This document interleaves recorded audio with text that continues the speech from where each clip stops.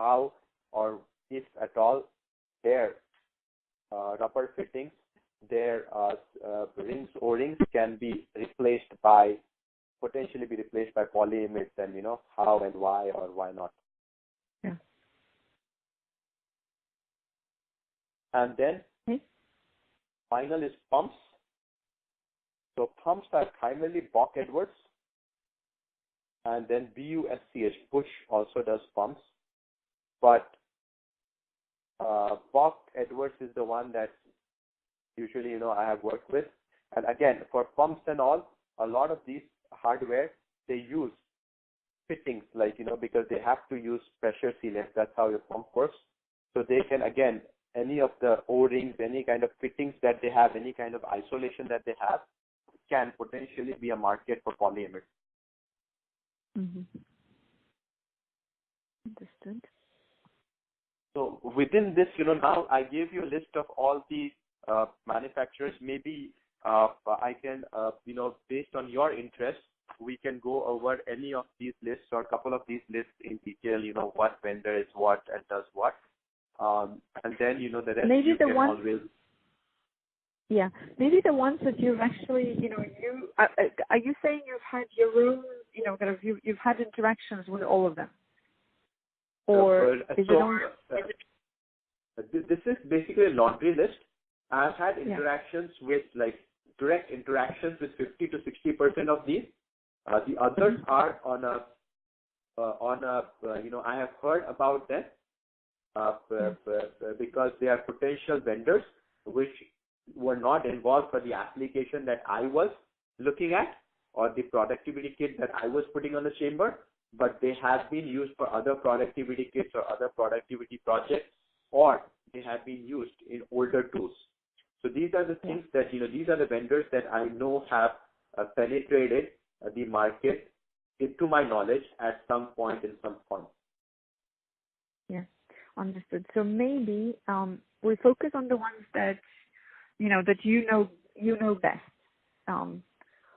And sure. Kind of if we went quickly through, what do you see as their strengths and their main weaknesses? That would be, at a high level.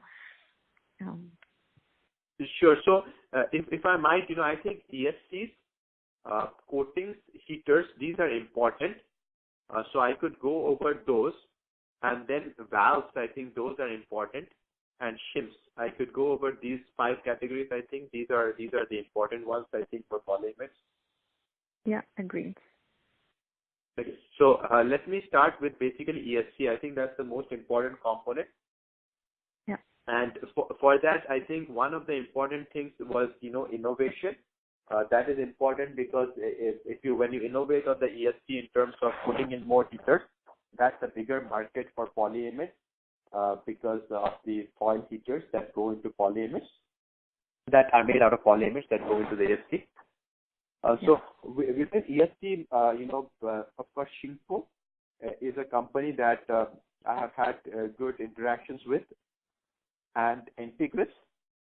So Shinko and Integris are companies that I know, are for the ESC market.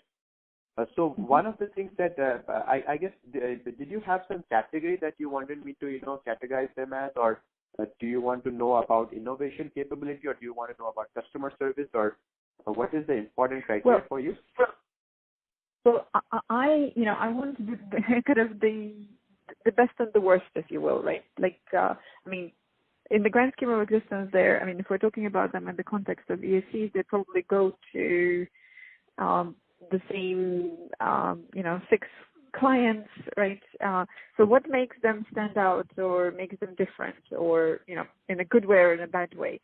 Across, it could be anything. Either, it's the product or price or their sales approach or their customer service, whatever is, that is out of the ordinary and calls for, it actually you have something to say about it.